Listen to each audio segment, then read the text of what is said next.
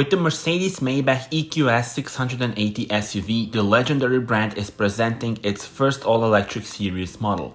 It is based on the technology of the EQS SUV from the Mercedes EQ and combines it with the exclusivity of Maybach. Visually, the upright Mercedes star on the hood, black panel front which carries specific Maybach radiator grille into the age of electromobility, ensures an unmistakable appearance.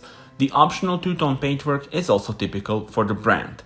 Inside, the highlight for the front passengers is the standard MBUX hyperscreen with zero layer and Mercedes-Maybach specific startup animations on all three displays. The rear passengers experience the same extensive range of infotainment and comfort features with two 11.6 inches displays on the backrests of the front seats.